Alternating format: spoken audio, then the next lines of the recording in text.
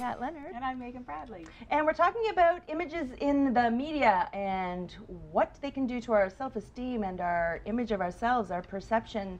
And the skill can be called media literacy, just having a little bit of education about what's behind the image that is thrown at us surfacely. Right, Megan? Sure.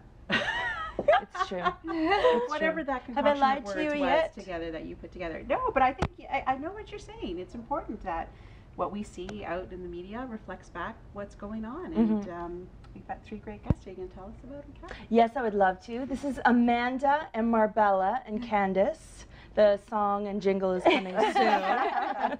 And these lovely all do work at NEDIC, which is the National Eating Disorder Information Center. And one of your big programs that we're going to talk about today is outreach, but specifically going into schools with workshops on media literacy.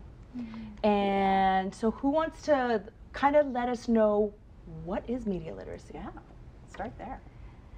Sure. They're both looking at me.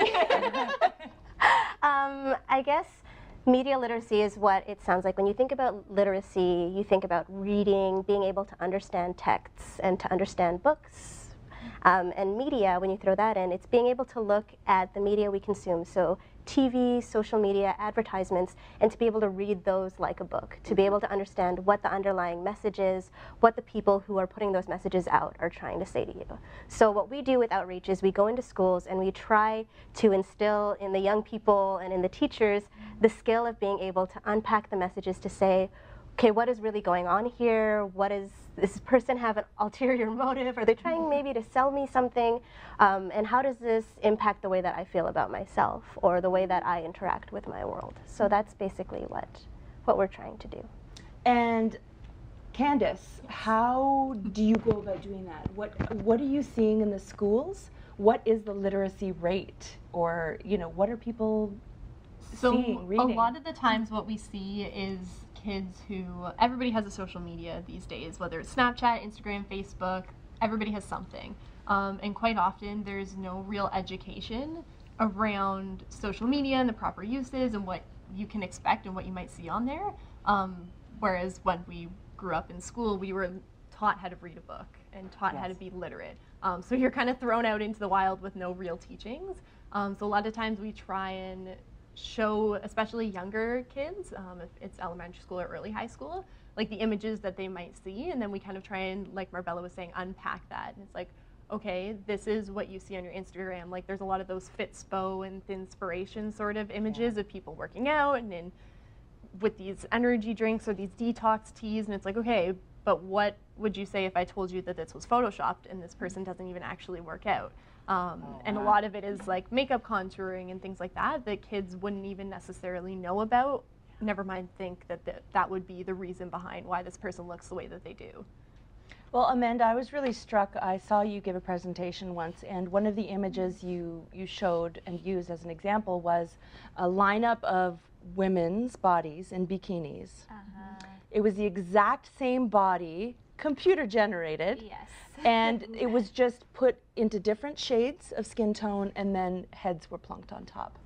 Absolutely, yeah. So that's a perfect example, and that photo I use all the time in presentations, and I think that really shows how we're only seeing one type of body in most of the media, and how that type of actual body is so rare that they couldn't even find enough models to right. So they had to, so that definitely speaks to how important it is to be able to realize that sort of thing, and to talk to kids about it. So what kind of questions because it's going to make us rethink how we look at images. So when you're looking at an image, what kind of questions should you be running in your head when you're looking at something that's being displayed to you? Like, what advice would you give to somebody who's just looking at an ad or looking at a post on Instagram that might be an ad-driven thing? What should we be what's the self-talk? So I think it can be different depending on whether it's an advertisement and whether it's on social media. Okay. And I'm going to talk about social media, and then maybe one of you wants to talk about the ads. Yeah. When we're talking about social media, one of the questions I like to ask kids is, has anybody here ever taken more than one shot before they posted a selfie? And also, who here has ever used a filter before? right? And then the questions like, who here feels badly about themselves if they don't get enough likes on a picture? And do you think somebody with 10,000 followers is better than somebody with only 100 followers?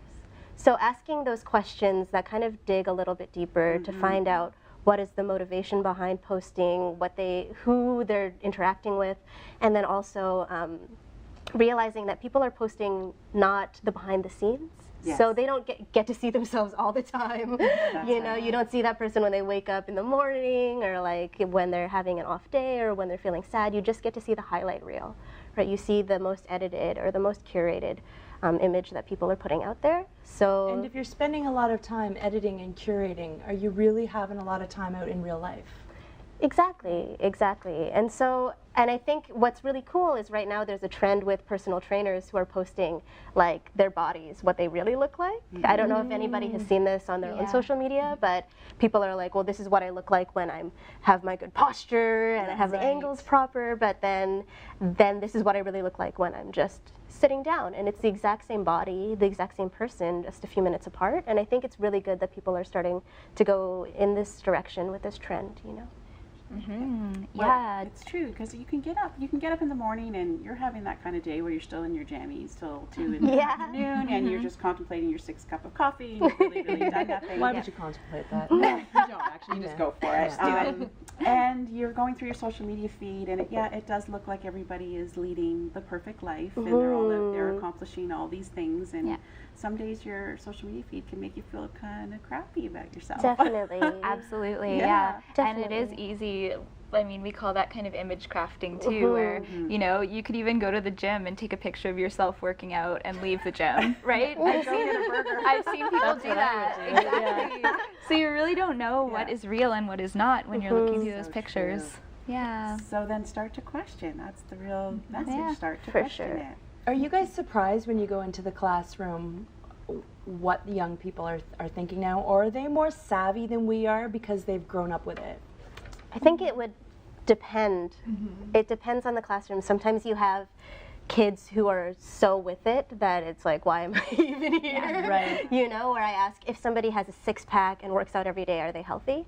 And then I had a kid once who raised his hand and was like, but miss, we can't tell if they're mentally healthy. And I was so like, wow. You're like, get up here and do the presentation. You can do the presentation for me, but then in other places, there's a lot of pushback and a lot of kids who haven't really been encouraged to think critically about this stuff or who aren't just on that level yet. So it depends a lot on what's happening with their peers, what's happening in their schools, and then also really what's happening at home. Yeah, it's a bit of a mixed bag for sure.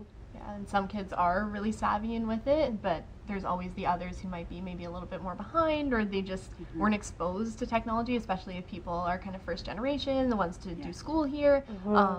It's a little bit of a different demographic and kind of minefield for them because their family might not have been exposed to this. So like as a parent, that's difficult too, because it's like, how do I educate my child to be ready for this when I haven't experienced it myself? Exactly. Well, I'm a parent, and I'm going to throw this out to you. I haven't, my son's 11, and I haven't allowed him to start personal accounts yet, like Instagram, Facebook. Nice. Am I doing the right thing by holding off? Do you think there's an age, or do you think it's just an individual decision?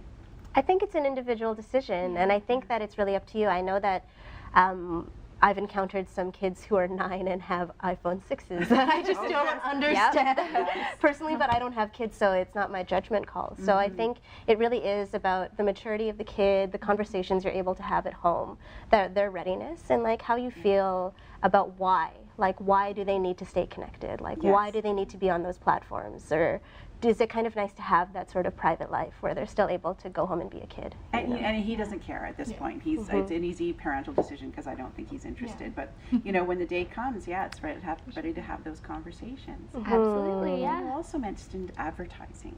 You know, we've got to start to question some of those ads coming out. Yeah, and that's something that's harder for you know, parents to keep hidden from their kids because it's everywhere.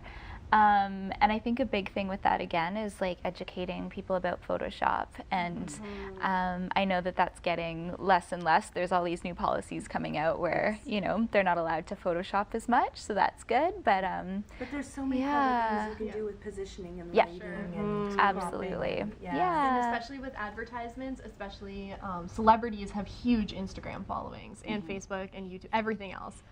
So for a company to pay a celebrity $10,000 to be wearing whatever corset or waist trainer, that's going to reach millions and millions of people.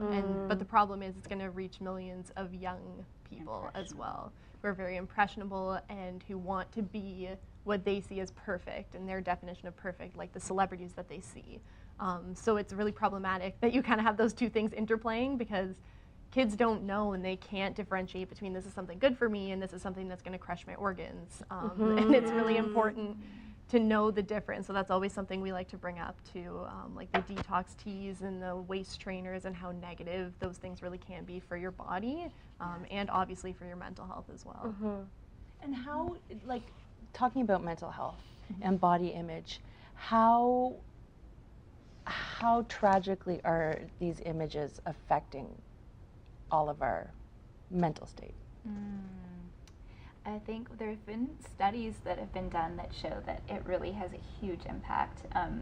I think it was the specific study I'm thinking of, they were looking at the TV show Friends, you know, where all the girls are like very petite, and they did a study, and it looked like most people actually felt worse about their bodies and worse about themselves after watching these shows. So I think that it has a pretty high impact, and we're also bombarded by something like 3,000 ads a day or something like that. So yeah, and it's getting to be more and more, right? It's the more you're on the internet or whatever. So so I think even if we don't like realize it, it's really kind of having an impact on us. For sure. Yeah. So what is one thing that you each do individually for your own peace of mind to get out of it or process it in a certain way?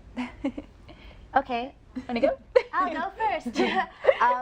One of the things I do is I surround myself in positive people. So I very intentionally put myself in spaces with people who don't diet talk, who don't fat talk and body shame. And I think I'm very, very lucky that I get to work in a place like NEDIC, where, you know, I get to put posters up in my office that say, I don't want to hear about your diet. And that's something that's very, you know, normalized. Because when you go out into the real world or the outside world, I find it's sometimes shocking how many people are so, you know, enveloped in this kind of jargon about, you know, I hate my body, I got to run home from the restaurant, and that sort of thing. Regular course of Exactly. normalcy, right? Exactly. What about you, Candice? Yeah, and for sure I try and surround myself with positive people and just kind of not necessarily ignoring, because like we said, it has become so normalized. Like, since when did talking about weight become something so normal? It's amazing how often it even comes up in everyday discourse. Like, oh, you look great. Have you lost weight? Yes. Like, why don't we just stop after you look great? There's no need to bring weight into it or to put that in somebody's head. So that's. Or you look great for your age. Yeah, for sure. You look great. What have you done? What have you changed? For sure. Amanda, one thing for you? Yeah, I mean, it's ongoing for me. There's so much every day that comes in, whether it's like seeing a picture or having someone say something. I try and really just focus on stuff that doesn't have to do with bodies. So, you know, to go even further to that, it's like, you look really happy today. And, or, you know, I really enjoyed watching that TV show you were on the other day. Something like that, that's not physical at all, just to kind of take the focus off of that stuff. That's a really important point. Let's get away from the images, kind of. Ladies, thank you so much for being here. We've all got our tips now to employ and basically focus on the positive. What you think about, you bring about. I like that. Thanks, Megan.